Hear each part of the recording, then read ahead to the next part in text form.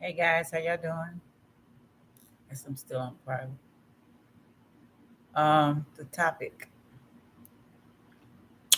Where do I start? Why did I say that? Blacks and whites are the target. Well, one thing, everything originates out of black and white, right?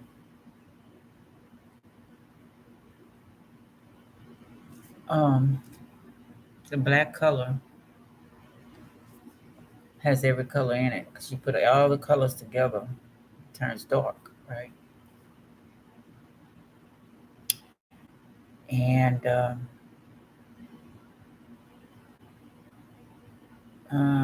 white separated out of it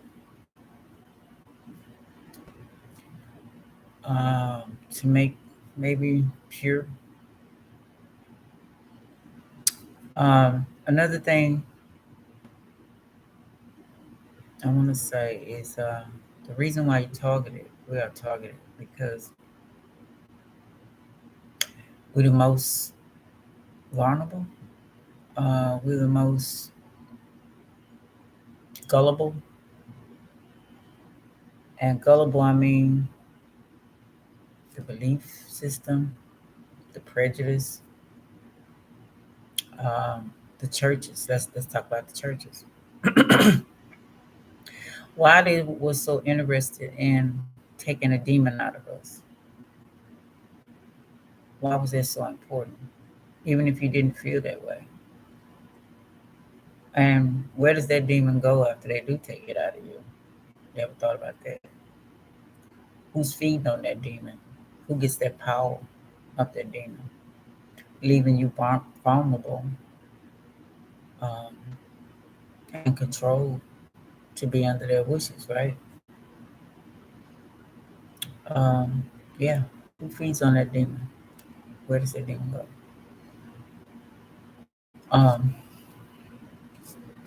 I wrote down some things so I'm kind of keep my head.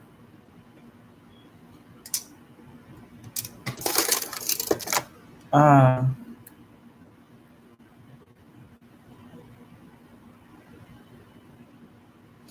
I put, should we be getting out of everything that's the matrix? And you wonder, how in the hell we gonna do that? Think about it. They control everything. They program us for everything. A home, a job, a car, clothes, food, water. They tell us those are things that we need. Um, okay. Um, should we be looking for a way out of this matrix or control the matrix? Do we have that power? Um, a lot of people won't admit it, but sometimes you're afraid of yourself, and sometimes it's like the other part of you, because we are part of two, right? Wants to get out. And I'm gonna tell you an example of that for is the demon. Someone messing with you, your anger, jealousy, pride, the whole 9 yards. Um, Having you speak up, take up for yourself, take up for people you love, take up for strangers, have the power to go and get a job, get a car, the confidence. I think all that comes from the demon side. I'm gonna say the fire in us, the dragon, right? The fire signs. They're the action people, right? You can almost say that's the demon side, right? Now the earthborn side, uh, the earth signs, those are the ones that keep you bound to the materialistic stuff of life, um, the work, all the material things that you think you need to survive. Okay. But the water and the air side of you, to me, wants to be free. So that's another demon side of you.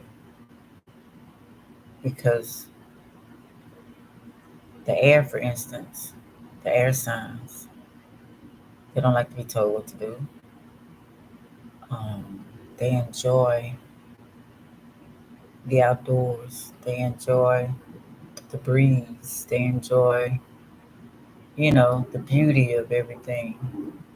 Um,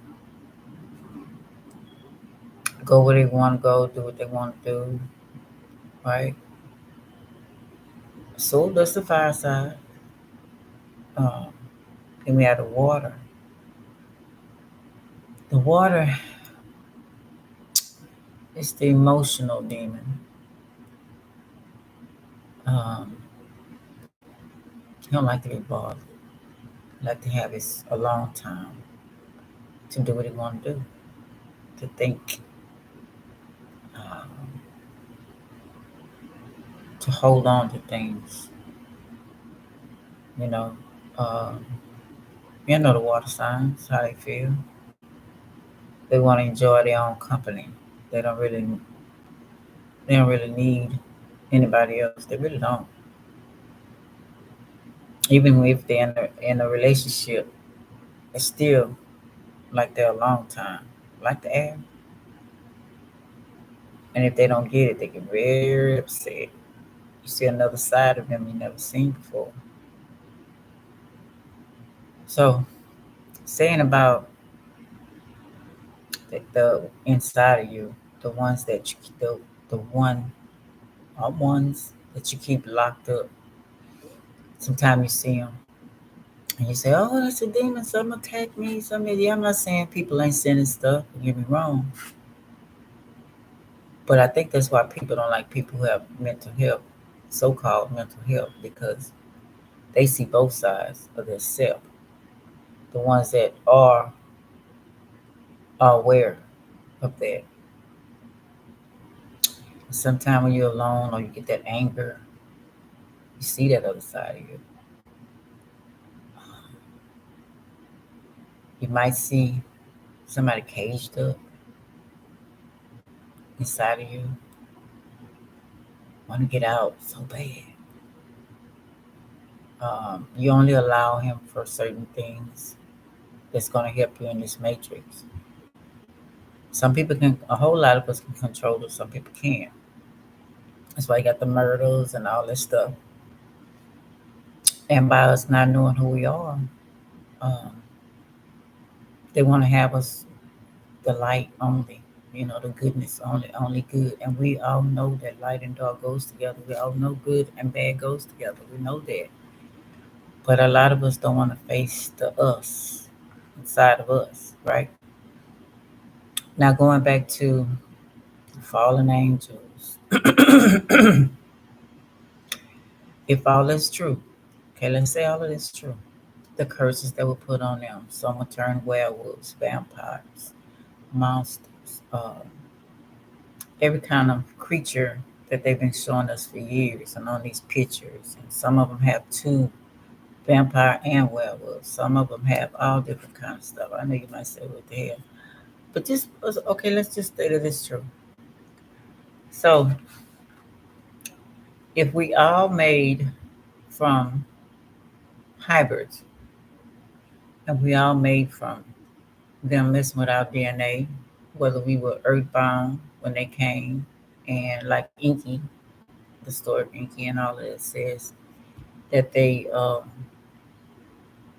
went to different planets and put DNA for their benefit to live on that land and made the whatever there was on that land experimented and made them uh, put part of themselves into that whatever was on that earth land, whatever the deal is. And so that means that that creature has part of that person. And I heard a story about the reptilians and draconians, something like that, that they learned that they were part of them, so they were just as powerful, or maybe even more, right? So, what does that make us? If we are the hybrids, the demigods, do that make us powerful too? But then you got the Matrix with Saturn. And who's Saturn? What fallen angel is Saturn? Got these planets. What if these planets are actually the fallen angels? And okay, say for instance, each one is supposed to take control at a certain length of time. Okay, okay, that's that. Now, Saturn decided, and whoever Saturn is, whatever one Saturn is very powerful because he seems like controls all the others, right? All the other fallen angels, even the Neptune, because oh, okay, and so it was supposed to be an age of Pisces, but Saturn controlled that, right? So he's the head one to me of all. So I'm not sure what his name is or what kind of power because the Uranus. Okay, let's look at let me see that my book with the planets. Okay, let's see.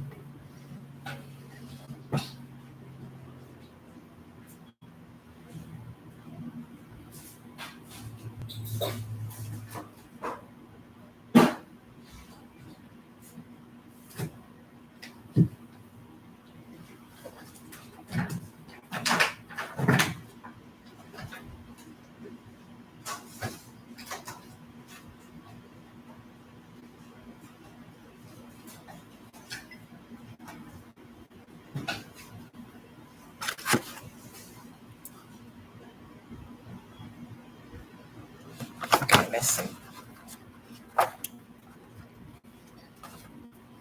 Um,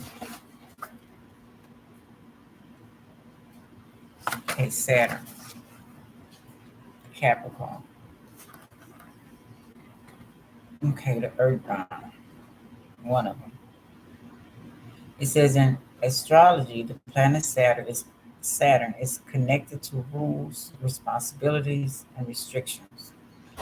Stern and serious, Saturn is often seen as the opposite of jolly Jupiter. Saturn is all work, no play. But despite Saturn's stoic disposition, this planet's tough love is important. Saturn helps us become emotionally strong, fostering bravery and compassion. Okay, that's the demon, right? That's one of the top fallen angels. I'm only saying by the planets because I don't know what's beyond that. Okay. It says, before Zeus reigned over the cosmos, Saturn ruled the universe as the king of gods. But he was too power, but he was too power hungry.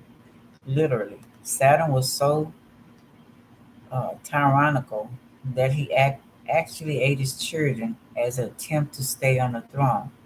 Eventually, however, his disturbing behavior caught up with him. In the end, he was overthrown by his son Jupiter by forcing him to regenerate the others, regurgitate the others, Neptune and Pluto. Saturn learned his lessons the hard way by becoming so obsessed with power. Saturn ended up creating the very reality he feared the most. Okay, that's really not enough info on it. Okay, let's see. Let's see if they'll tell us. You know, because they like to brag, right? What fallen angel is Saturn? Okay,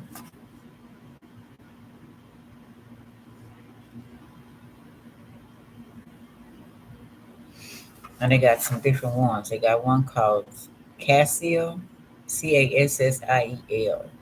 Let's see about him. God is my leap is an angel appearing in extra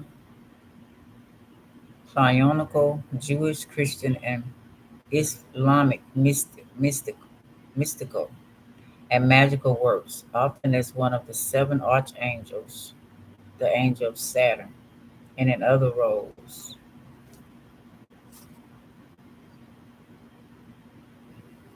Somebody called Qaphsiel is invoked in an ancient Hebrew charm to tell if an enemy is running away.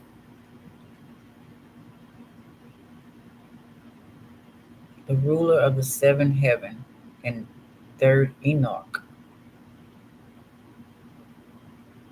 sitting Odeberg's Odebergs edition. However, Augsburg edition only states in a footnote that Qfels, Qafsiel is one of the guardians of, of the door of the seven hall. Hekhalot, Hekalat Rebati. In turn, he is described in that as a guardian of the sixth palace, armed with a lightning-dripping sword, which sprouts ruin, as well as a bow, tempest light, and powerful winds, weapons which he uses against anyone not fit to see God. He is later described in the same work as one of the three guardians of the entrance of the seventh place, alongside Humaniel and Gabriel. He is also listed in Manisha Merkavah, Maasheh, as a guardian of the second palace. Sefer Raziel, Sefer lists him as the prince of Saturn. Rohar describes Kephael, Kfziel, as the one of the two chief aides, alongside Hezekiel, Hizikiel, to Abriel.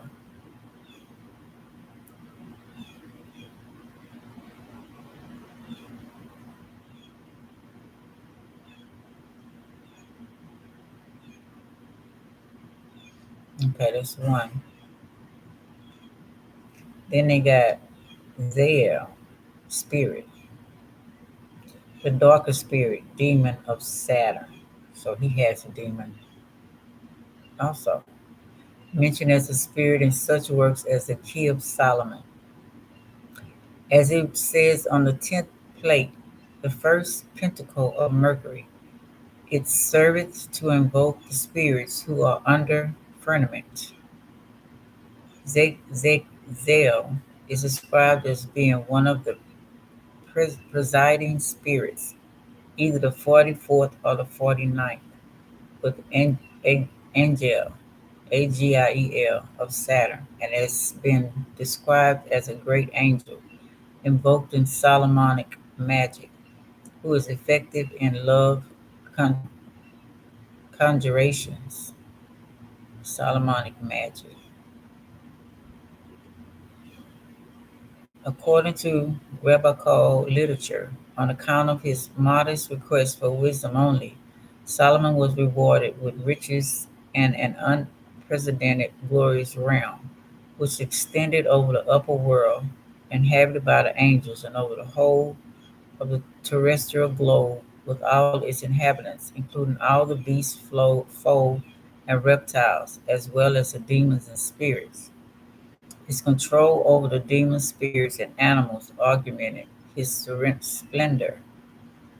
The demons, bringing his precious stones beside water for distant countries to irrigate his erotic plants. The beasts and fowl of their own accord into the kitchen of Solomon's palace, so that they might be used as food for him. Extravagant meals for him were prepared daily by each of his 700 wives and 300 concubines, with the thought that perhaps a king would feast that day in her house. Okay.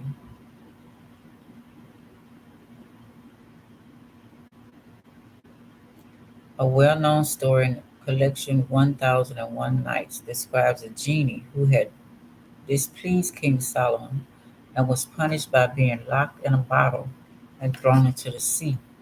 Since the bottle was sealed with Solomon's seal, the genie was helpless to free himself until he was freed many centuries later by a fisherman who discovered the bottle. And other stories from the 1001 Nights, protagonists who had to leave their homeland and travel to unknown places of the world saw signs which proved that Solomon had already been there.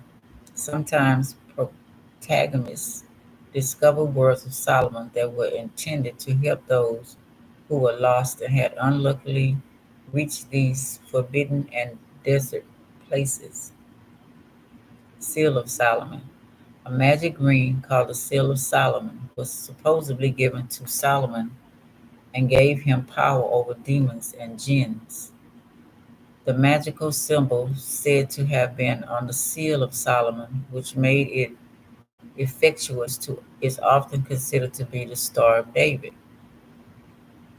though his emblem, as known as the Shield of David, is known to have been associated with Judaism only as recently as the 11th century CE, while the five-pointed star pentagram can be found on jars and other artifacts from Jerusalem dating back to at least the 2nd and the 4th centuries BC, and is more likely to have been the emblem found on the ring probably used by King Solomon to control the jinn or demons.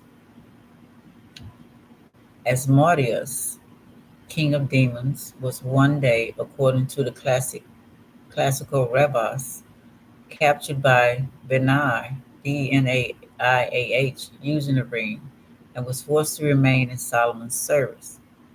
And one tale, Asmodeus brought a man with two heads from under the earth to show Solomon. The man, unable to return, married a woman from Jerusalem and had 7 sons, 6 of whom resembled the mother, while one resembled the father, having two heads. After their father's death, the son with two heads claimed two shares of the inheritance, arguing that he was two men. Solomon decided that the son with two heads was only one man. The seal of Solomon, in some legends known as the Ring of Anadeleb, Aandaleb, was a highly sought after symbol of power. In seven legends, different groups or individuals attempted to steal it or attain it in some manner. Okay. Okay. So, okay. I'm gonna say this. So, if we are part of these lineages, people, gods.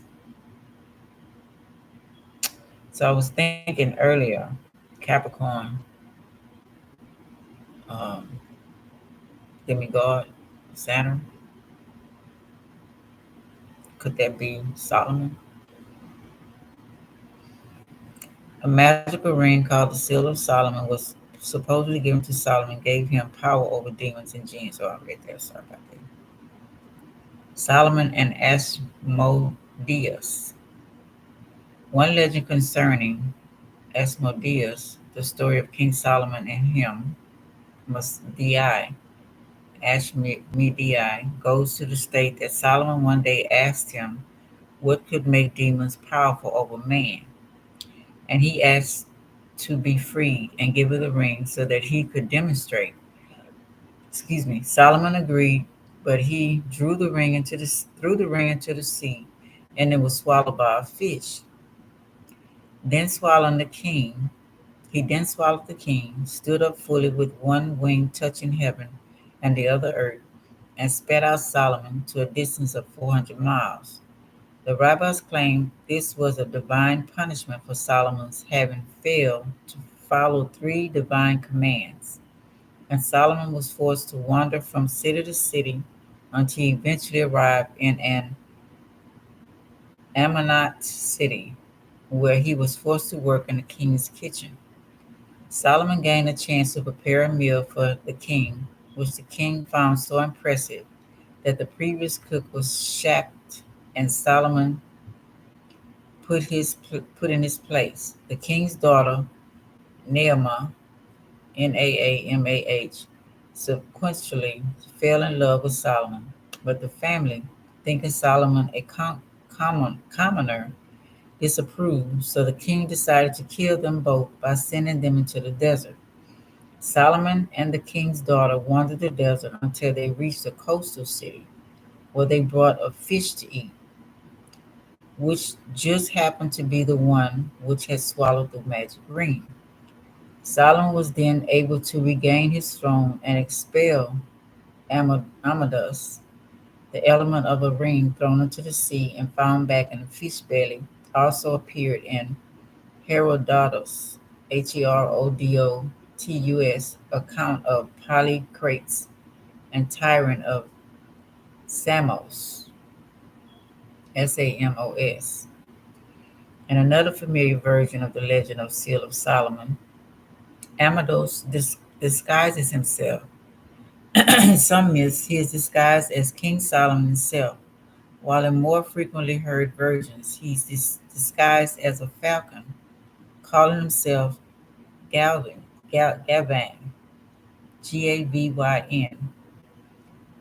one of King Solomon's trusted friends. The concealed Amadas tells travelers who have ventured up to King Solomon's grand, lofty place that the seal of Solomon was thrown into the sea. He then convinced them to plug, plunge in and attempt to retrieve it.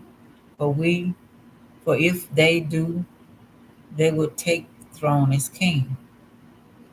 Artifacts, other magical items attributed to Solomon for his key and his table. The latter was said to be held in Toledo, Spain during Visigothic. Excuse me. Sorry about that.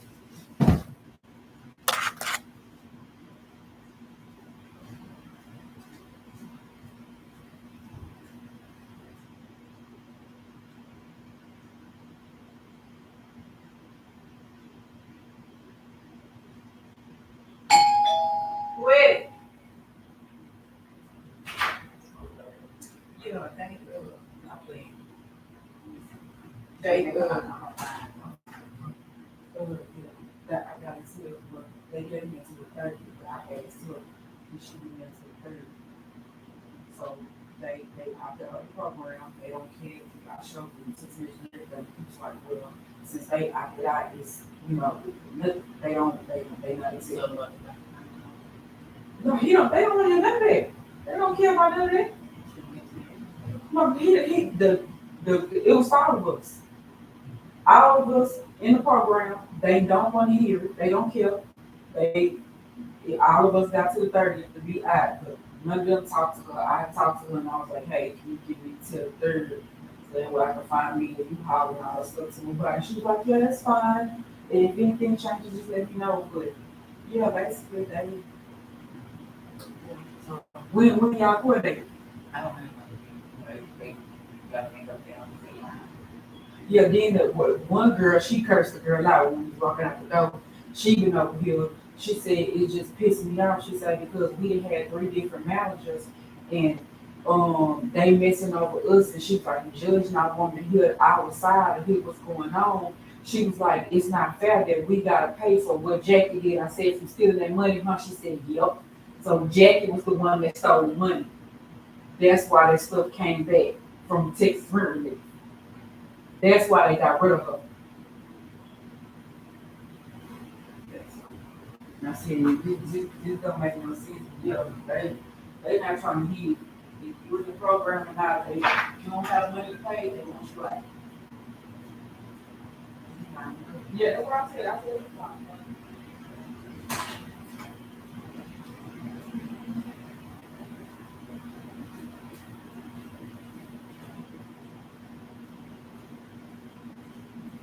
Okay, sorry about that. So yeah, okay. So Solomon has a lot to do with Saturn. Okay. Um,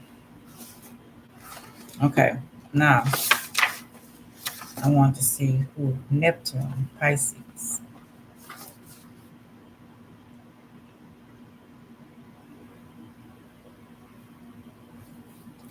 Who is the fallen angel for Neptune?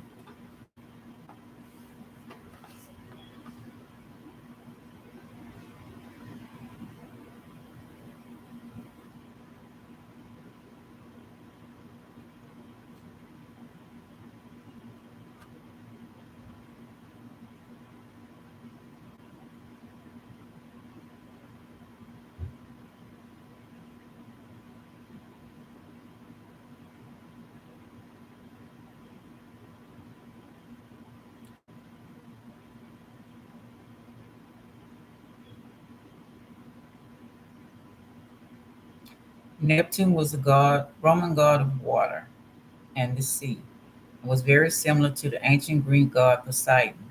He had two brothers, Jupiter, the god of the sky and the chief of Roman gods, and Pluto, and the god of the dead. Neptune was often shown carrying a trident, a three-pronged spear used for catching fish. He rode in a chariot pulled by sea creatures or by horses, which were his favorite animals.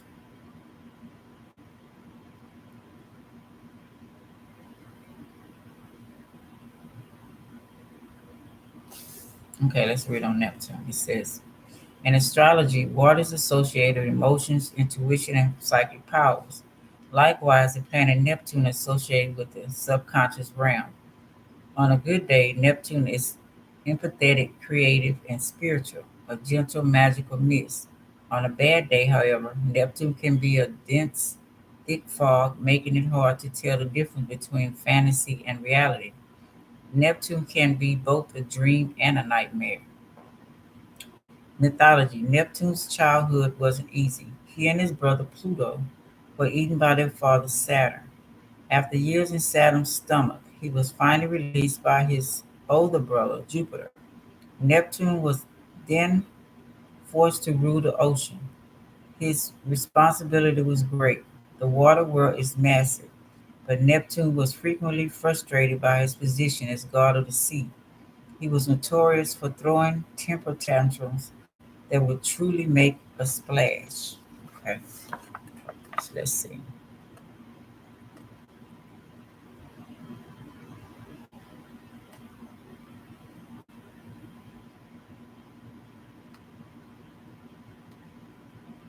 Okay, let's ask another question.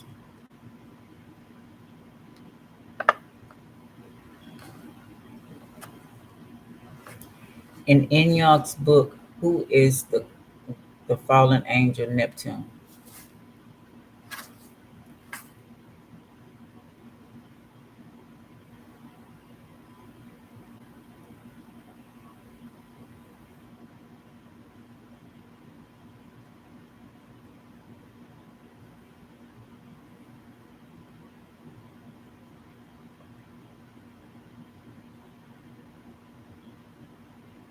Planets in creation account, wandering stars, fallen angels. Seek him that makes the seven stars and Orion, and turns the shadow of death into the morning, and makes the day dark with night. Raging waves of the sea, foaming out their own shame, wandering stars, to whom is reserved the blackness of darkness forever. Jude 13. Wandering derives the Greek, it's in Rome, it's in German or Russian, and it's only used in the Bible in Jude 1:13. But we can read about wandering stars. About this word, we can read in Bible Hub that it derives from the word strong, 4105, with the meaning of go astray, deceive, get off course, wander, or cause to wander. This verb is used 39 times in the King James Version. It can be used to signify as a star that is wandering, a planet, and in figurative sense, it can mean a false teacher, exploding over aimless people, leading them to go astray.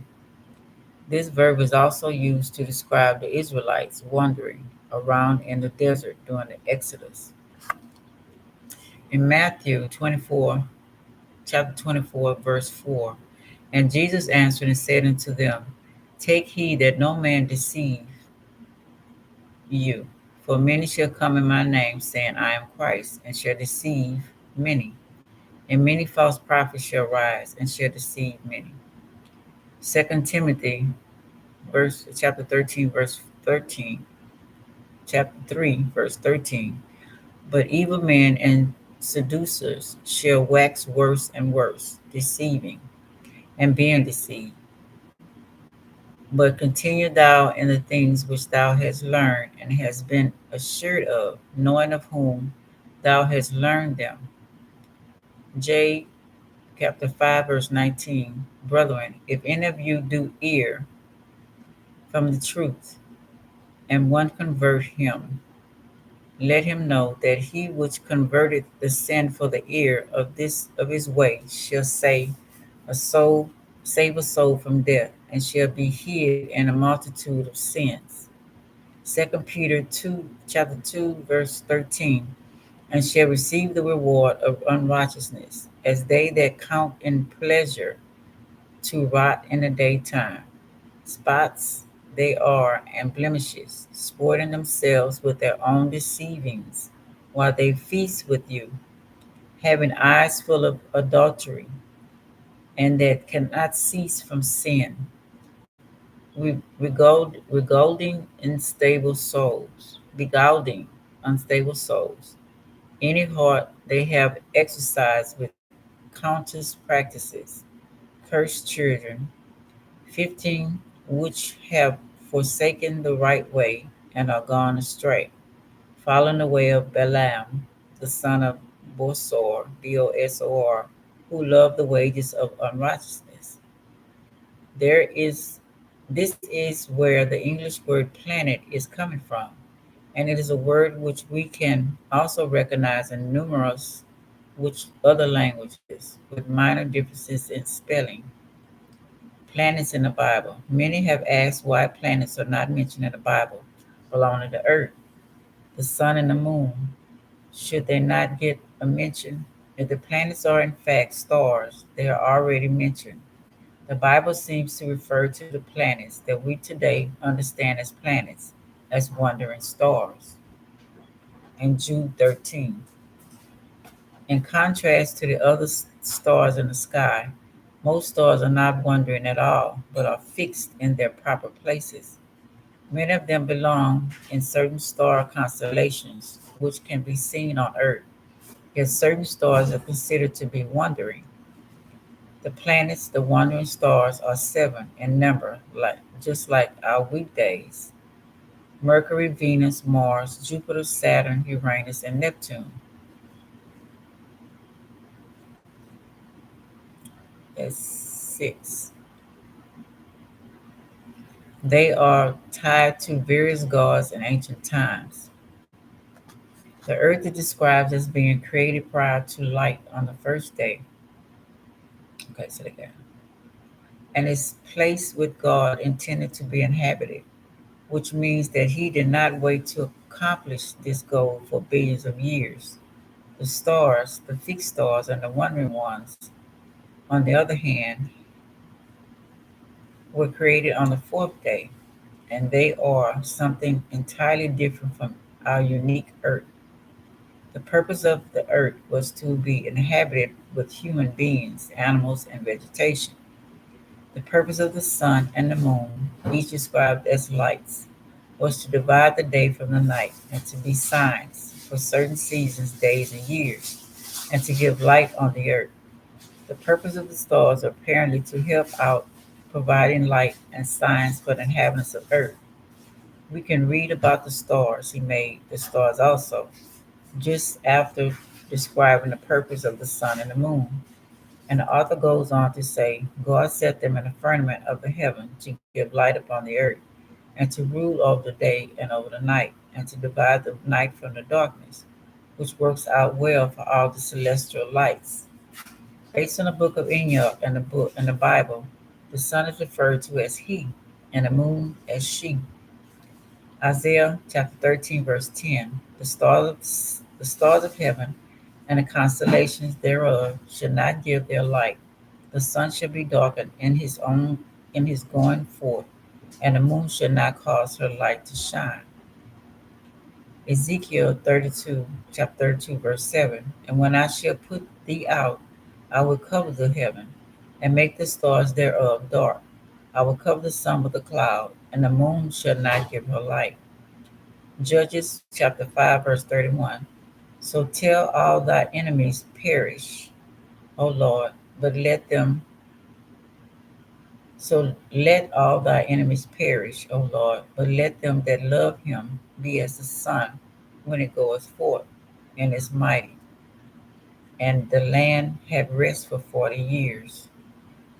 Seven stars. Amos chapter 5, verse 8. Seek him that maketh the seven stars and Orion, and turneth the shadow of death into the morning, and maketh the day dark and the night, that calleth for the waters of the sea, and poureth them out upon the face of the earth. The Lord is his name.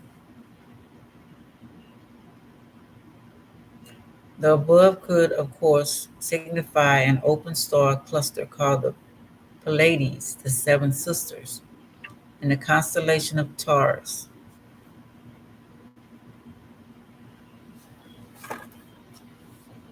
It is the cluster most obvious to the naked eye in the sky. Orion is like Taurus, a star constellation. Maybe it could also refer to the seven wandering stars.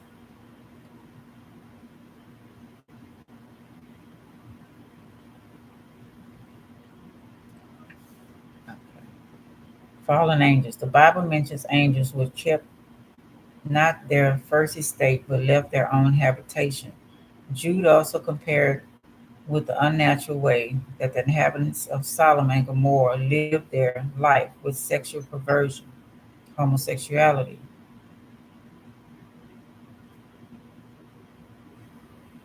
Okay, so Neptune didn't like his position. That's why you see they always want to be alone, and some people call them kind of screwed. Cancer, Scorpio, Pisces. Um, Want to be left alone. His task was great. His assignment, punishment, whatever you want to call it. Okay. So he didn't like it anyway. So before my phone go out because it's not charging. Let's see. I'm gonna have to charge and come back. But y'all see what I hope y'all getting some of what I'm trying to say.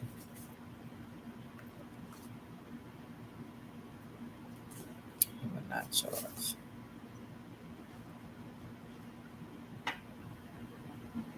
I want to ask another question before I go out. Um, so we know Neptune and Saturn is kin.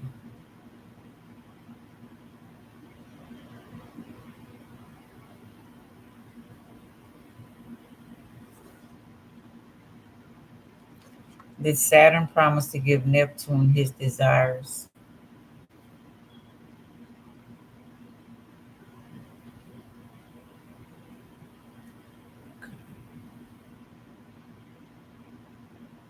For control, that's what I should have put. Um, Saturn's promise. As they orbit the sun, the planets reveal the unfolding patterns of our lives. Saturn, with its magnificent rings and multiple moons, acts as the principal timer of events. This interpretation focuses on the structure of our life, from the potential you have at the moment of birth through the formative years, the productive period, and into your later years when you become a mentor for the younger generation. What Saturn signifies in the birth chart? Let's see. That's not what I want to ask.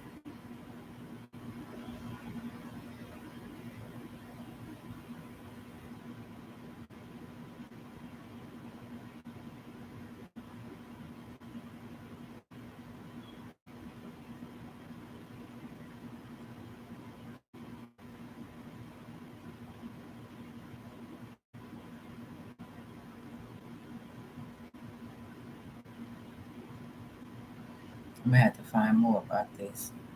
Okay, let me let that. It's gonna go off. Okay, let's hold this to my phone charge again. Let's see what else I got. Okay, let's go back to the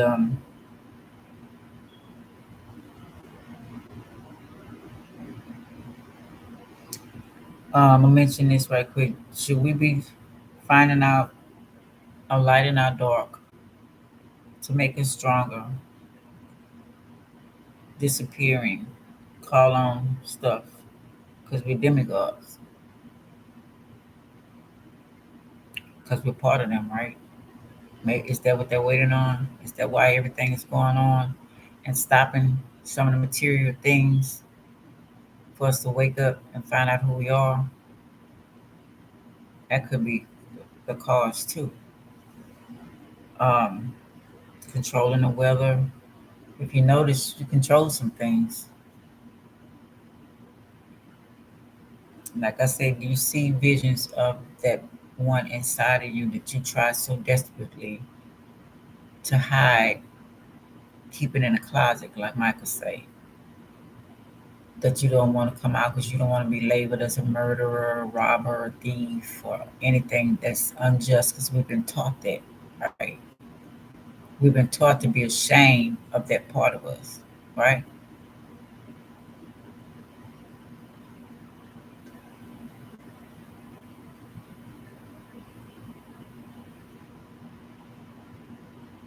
Okay, they taught us to be selfish and afraid of each other, right? Going back to the prejudice thing and the look, the beauty, the size. They make sure that we jealous of each other from the sizes, the beauty, the skin color. Okay, setup. And does that really matter? Um, they've been digging and digging, digging, digging, always finding different artifacts. Um, and the black says of them, and the white is upset because they might find a little portion of themselves, but they don't find a big portion of themselves, like they say the blacker skin. Now, if the story of Inky is true, then it means that he pulled out of the darker skin and made the albino, made the whiter skin. But then you have the Palladians, they say the tall white aliens, extraterrestrials. They say they were already white, right? And then some of them say that the whites is not human. So we got all of this stuff I'm mentioning. So much information. So I'm just gonna bring it down to what do we feel inside? What they put fear, shame, embarrassment. Even if you hadn't did it, you shame, embarrassed, you be emotional. You know, we go through all like the birth chart says, we go through all of them emotions, whether some people want to admit it or not, whether they go in the darkness and do it away from everybody, or not. Okay, so we have all these emotions. Okay. Um, so knowing and seeing through history that the gods also had these emotions. Anger, regret, the whole everything that we have, they have. So I hate that I can't look up Aquarius, but anyway, age of Aquarius, Uranus. Okay. So is it his time to rule? Did he ever want to rule? Let's see. Because Neptune didn't want to do what he was assigned to do. So we got Uranus, wise and discerning. Uranus symbolizes revolution, rebellion, and innovation. Uranian energy encourages us to break free of stale traditions and embrace the unknown. Although Uranus can be a bit destructive at times, its nonconformist ways help spark ideas that propel progress. Forget the past. Uranus is all about the future. Mythology. Uranus, a very ancient deity, was actually the first king of the gods. Uranus wasn't a big fan of his title, though. He knew that the ruling powers were flawed. When Uranus was overthrown by his son Saturn, he moved into a deeper realm of the sky, watching over the heavens from wisdom, with wisdom. So Saturn took over. That was his dad, right?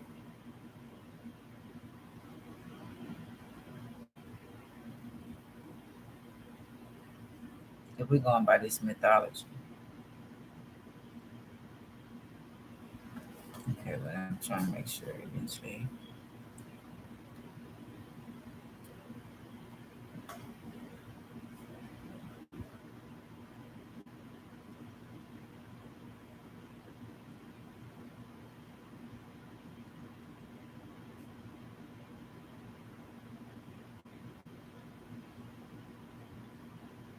Okay, so now you got Saturn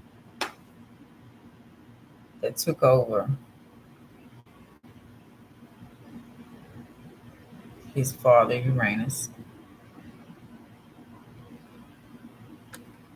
and that's when he's watching over as we get the stars, the Aquarius part of the universe. Okay, so now you come to the children, the demigods. Okay, Aquarius, this demigod, the kids that have Aquarius, because all of us have Aquarius in the chart.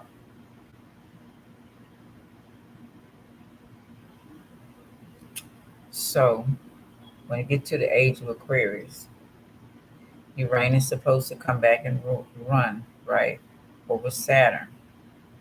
Saturn is power hungry, and it seemed like so far, the three I've read, that the other ones wasn't so power hungry as Saturn. So is he going to give up? Or are they going to allow him to give up his throne in order to have these things to be free, like Uranus, supposedly age of Aquarius that we're going through? Saying all that to say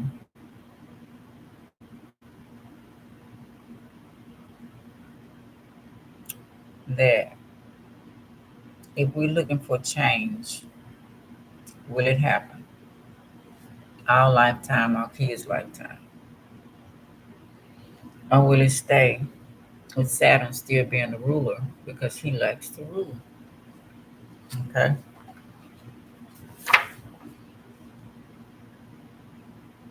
Now we got Mars.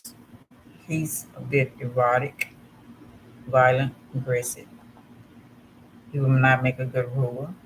We got Jupiter,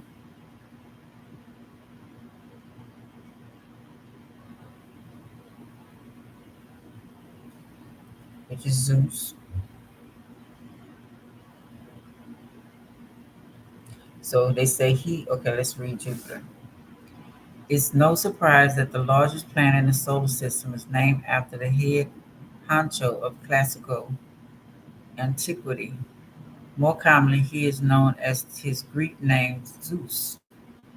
In Greek, the Roman mythology, Jupiter overthrew his tyrannical father Saturn and seized power.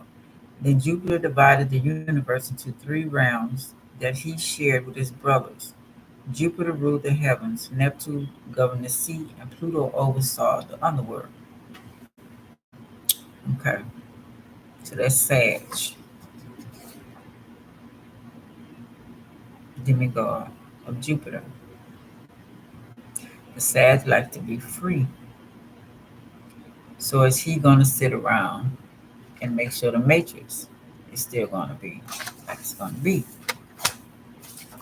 Okay. Then we have Neptune. We already know Neptune didn't like his role either. And we got Pluto. Pluto, also known as Hades, was the god of the underworld, the judge of the dead and ruler of wealth. Both free and fortune were found in the underworld. So Pluto's domain was intense and powerful in terms of temperament. Pluto wasn't particularly volatile, but he did know how to hold a grudge. Okay, so there we go. He's in the underworld. These other gods don't really want to place. One of Mars, too erratic, too spur of the moment, don't really know how to off with their head, put it like that. Okay. Okay. Who else we got? We got Venus, one of the most well known Roman goddesses. Venus is a symbol of love, money, and abundance. Although these attributes are generally perceived as positive, Venus also has a dark side. She could also be vain and indulgent, choosing to satisfy her immediate desires instead of long term happiness. So she wouldn't be a good ruler either, right? She would make everything beautiful and get rid of everything ugly and would indulge on glutton, on desires, right? And we got Mercury. Mercury serves as divine messenger. Wearing winged sandals, Mercury delivered messages from between gods and mortals, as well as the living and the dead. Mercury was playful and sometimes mischievous, depending on who he partnered with.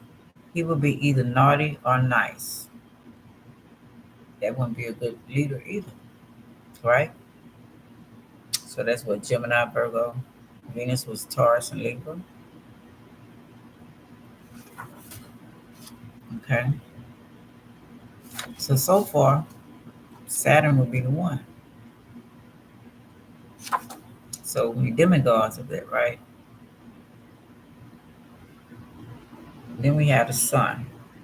The sun illumination has always been sacred. In fact, the sun has been celebrated since the dawn of humanity.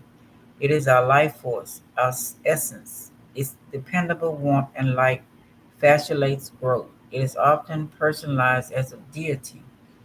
A few examples are Ra in ancient Egyptian culture, Apollo in classical antiquity, or Surya, Surya in Hinduism.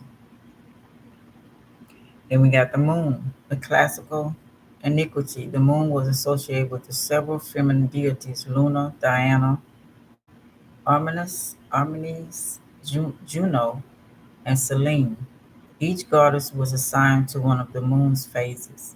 They all had very different personalities, symbolizing the moon's changing disposition as it transformed in the sky. So these are the only ones that they've given us. I don't see Cyrus. I don't see what is it?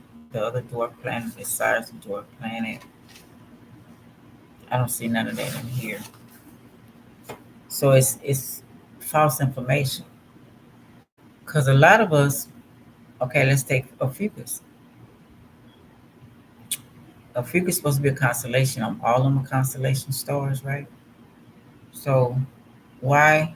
Okay, now Ethiopia still, and I think the Asian cultures, and I think the Hinduism still recognize Ophiuchus. So those are ancient cultures, but we don't recognize that over here. So why not?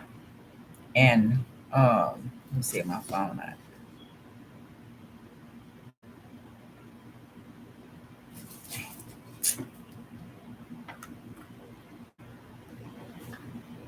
Oh, I think I got it right here. What planet is Ophiuchus from?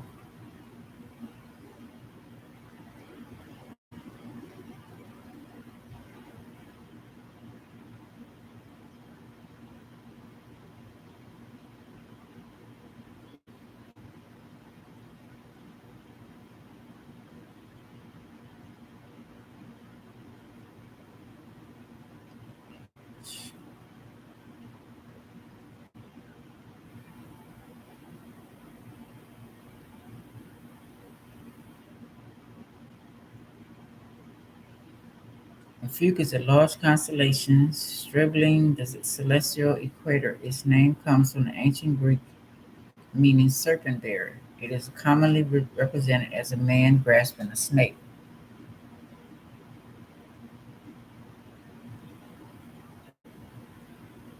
It says it doesn't have a planet, yet the moon and the planets do regularly move within boundaries of Ophiuchus, and so does the sun.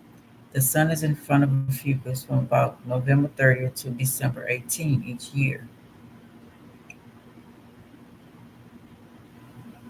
Is Ophiuchus a rare sign? That said, some still choose to recognize Ophiuchus as a 13 zodiac sign because it is rarely used in the world of astrology. It is also believed to be the second rarest zodiac sign.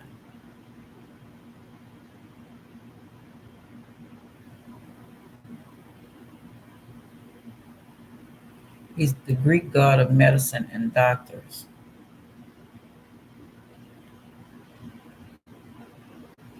Now,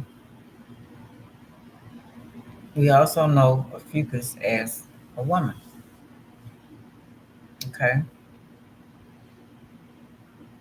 it's supposed to be Medusa.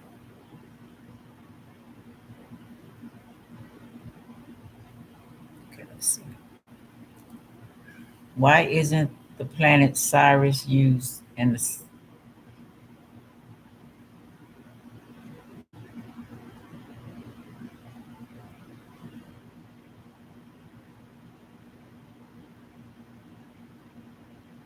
I should ask this. What role does Cyrus play in our life?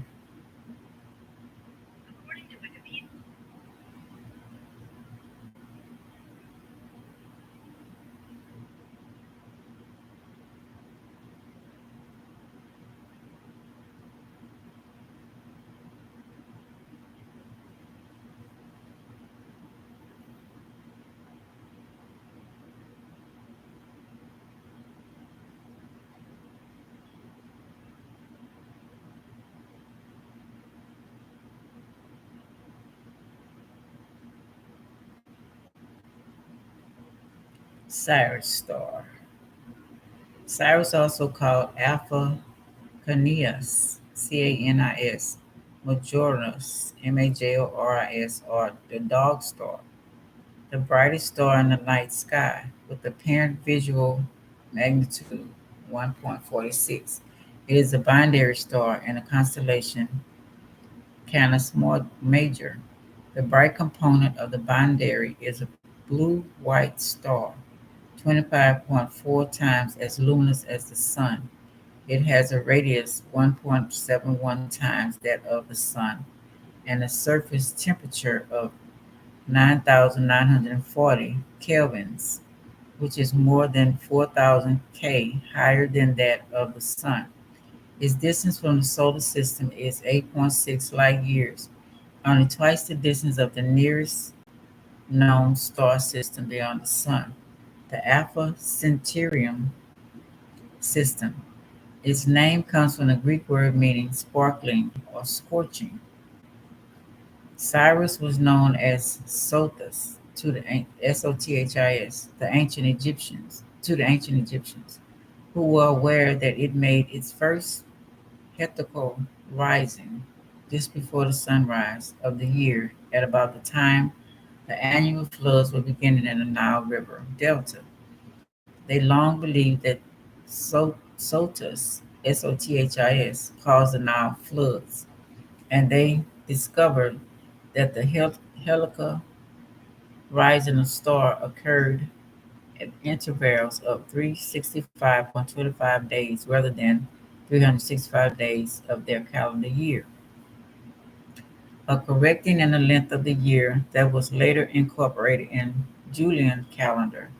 Among the ancient Romans, the hottest part of the year was associated with the heliacal rising of the dog star, a connection that survives in expression dog days.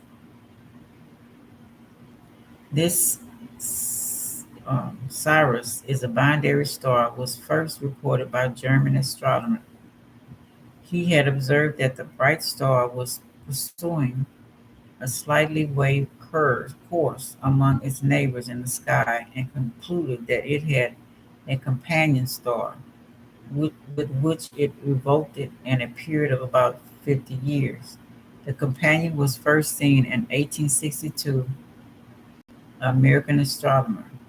Cyrus and his companion revolved together in orbits of considerable electric- eccentricity, ECCENTRICITY, and with the average separation of the stars of about 20 times Earth's distance from the Sun. Despite the glare of the bright star, the eighth magnitude companion is readily seen by the large telescope. This companion star, Sirius B, is about as massive as the Sun, though much more condensed, and was the first white dwarf star to be considered. Okay.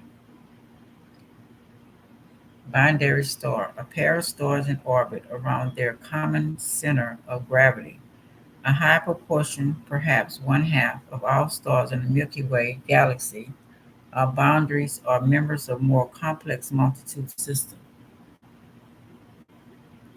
Although boundary stars are sometimes called double stars, the latter refers to any two stars that are close together in the sky and thus includes true boundaries as well as stars that look close together when viewed from Earth, but which are actually quite far apart. If the image of the two components of the boundary star system can be separated by a telescope, it is called a visionary boundary. Stars whose components are too close to each other to be distinguished visually can be identified as boundaries by spectroscope observation. As the members of these spectroscope boundaries move alternately toward Earth and away from it, a Doppler effect of a frequency change is observed in their spectral lines. Okay. White dwarf star.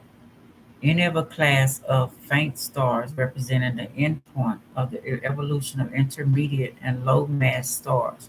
White dwarf stars, so called because of the white color of the first few that were discovered, are characterized by a low luminosity, a mass on the of that order of that sun, and a radius comparable to that of Earth.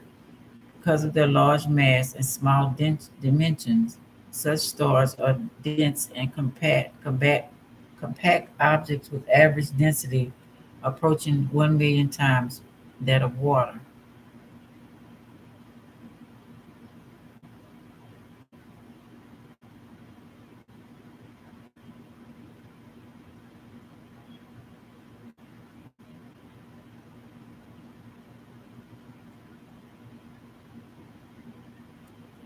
Okay, I'm going to answer another question.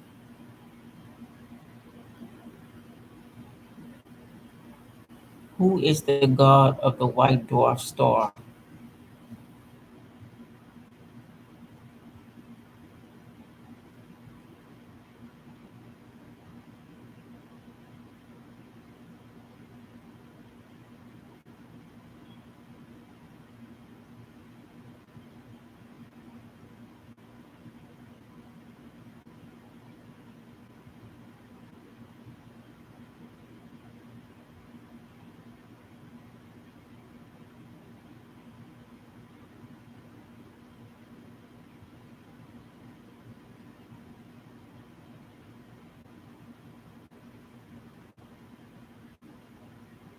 You got a black dwarf star as well.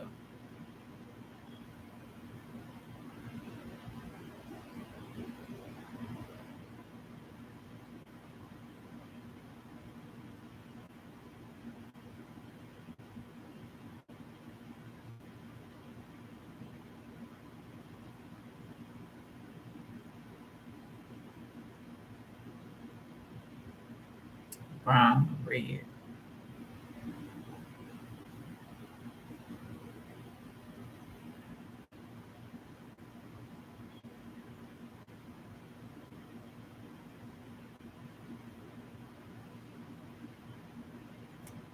Scientists recreate the surface of the white dwarf.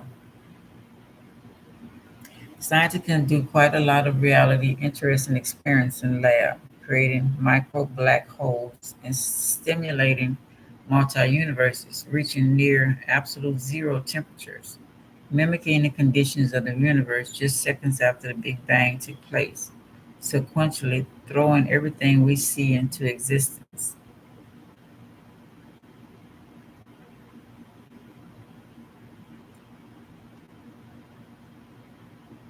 After a sunlight star makes the transition from mini sequence to the red giant phase, it ultimately sheds the remainder of its outer envelope of gases to space after it burns the rest of the hydrogen and helium fuel forged in their core. This process forms a planetary nebulae similar to the famous Hexelix Nebula, also known as the Eye of God in the mainstream media.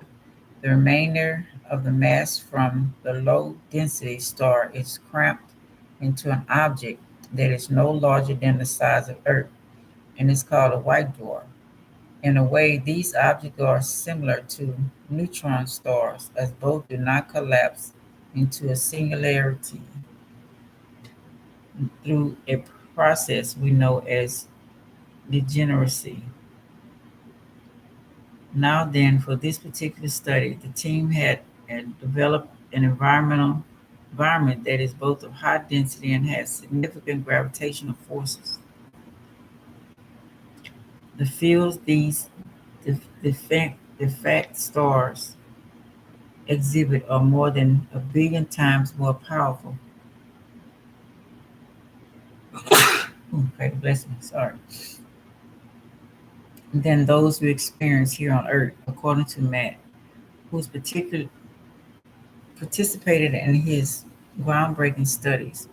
If a fragile planet with this strength was sitting in the Science Museum in central London, everyone with a pacemaker would have to move outside the M25.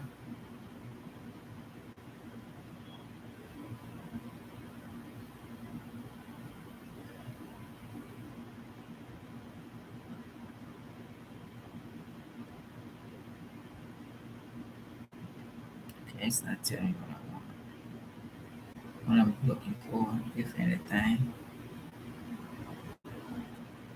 What is M25? According to Wikipedia, it allows the vice. M25, or London Orbital Motorway, is a major road encircling most of Greater London. The 117-mile motorway is one of the most important roads in the UK and one of the bustiest. Margaret Thatcher opened the final section in 1986, making the MS-25 the longest ring road in Europe upon opening.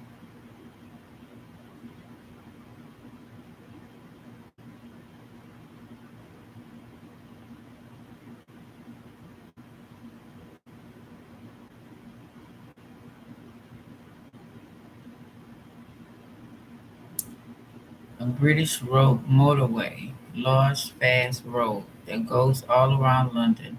It's also called the London Orbital.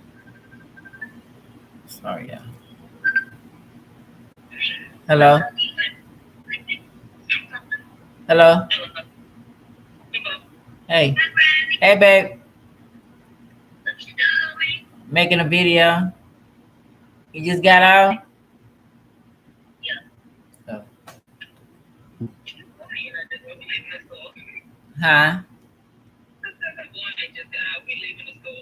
Oh.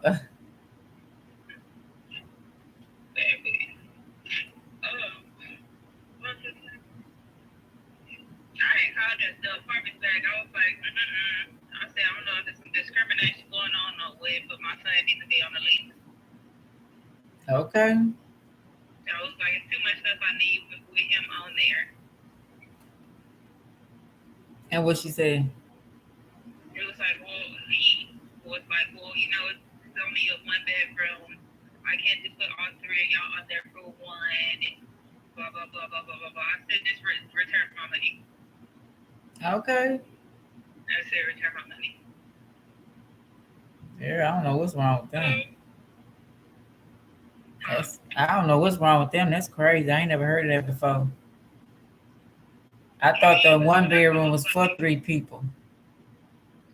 Huh? I thought the one bedroom was for 3 people. No, it's not really. I think they have to be like 2 years old or longer, apparently, because I called a different apartment, and that's what she said too. But that's not the point. The whole point was him being a co-signer, and y'all agreed to everything. Y'all got all the documentation. Oh, you can get the key tomorrow. Then all of a sudden, y'all want more stuff. I was like, Somebody talking, squealing, telling some lies. Listen, I told him, you want to get coffee in your mouth like this morning? No. So then be quiet. I said I was on the phone. You said, excuse me. I heard you. Wait till I answer. Yeah, somebody done spread some lies. They did it on purpose. Look at some different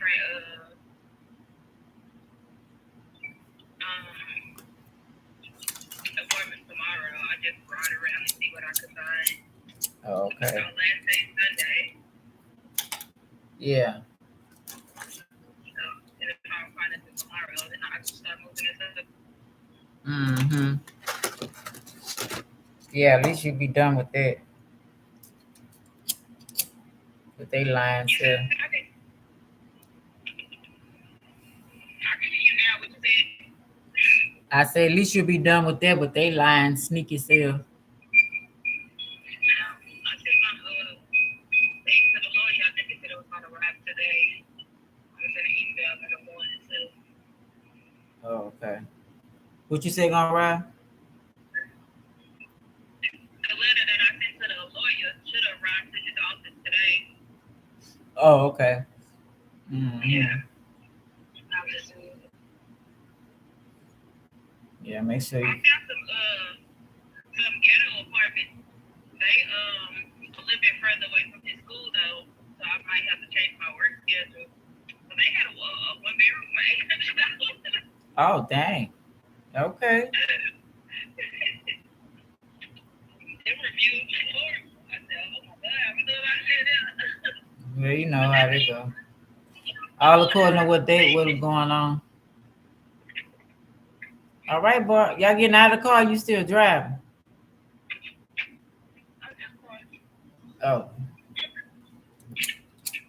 She already said, hey, get your stuff on, get out the car.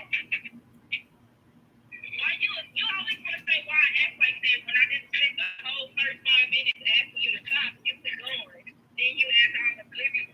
Like you ain't just do that. I asked you to be quiet. That's what oblivious was. That's a veil cousin. I tell you. I go pick up her to school today. She mad. I said, "You little ungrateful." Like I'm whoever. Look, everybody looking at her, looking at me. I said, "Oh no, you didn't." Yeah, so man, I said, "Yeah, I don't like two-faced people."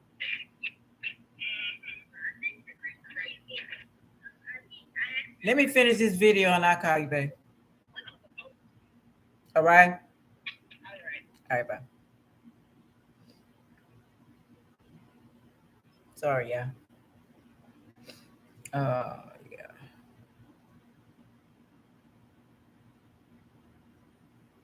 Hmm. Threw me out. I mean, interesting. M25.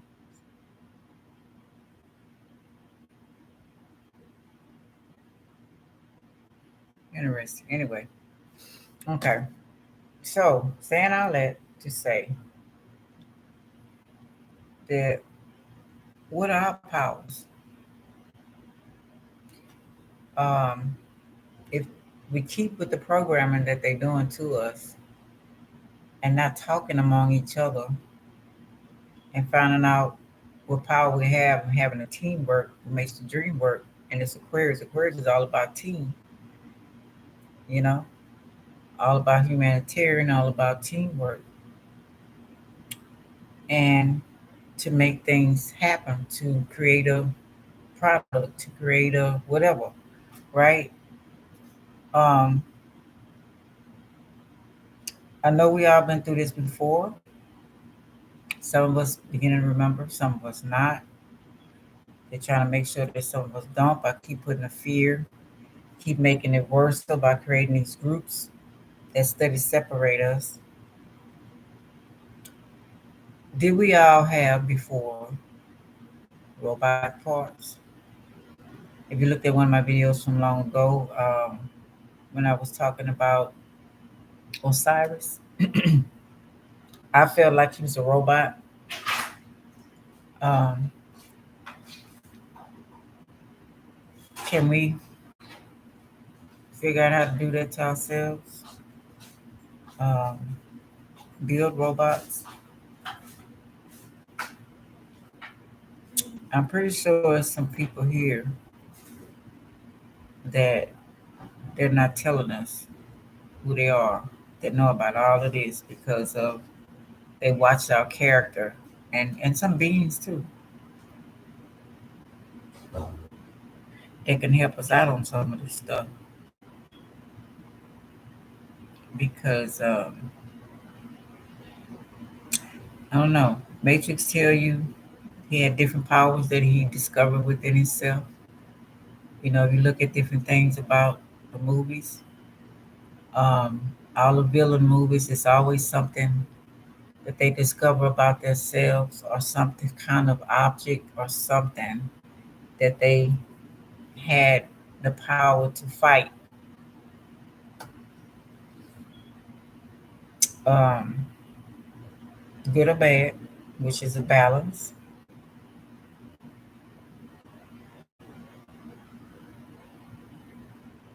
In languages, should we make up our own language?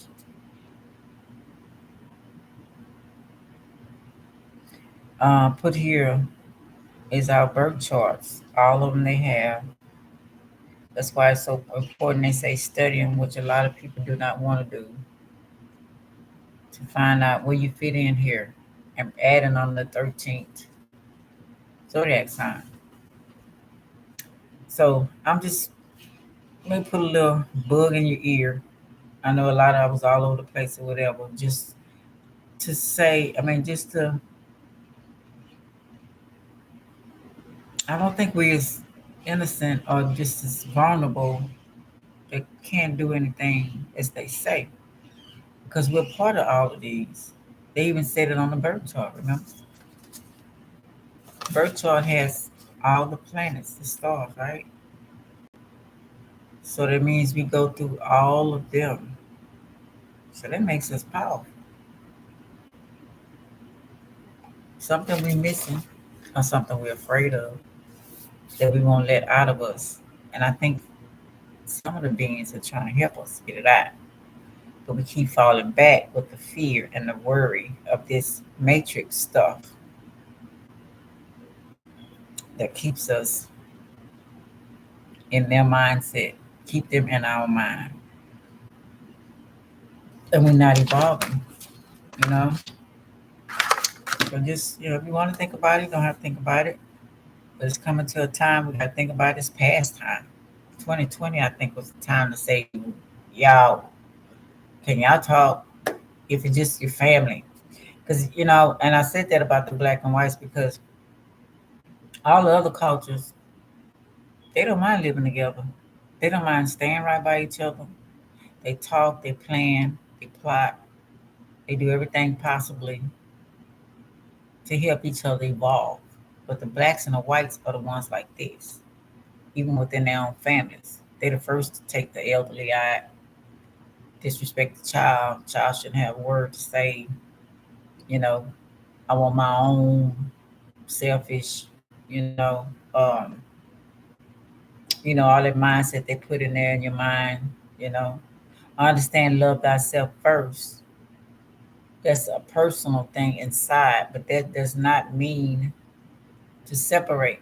And who's been programmed in the family to make you separate, to make horrible things happen? These other cultures have horrible things happen as well.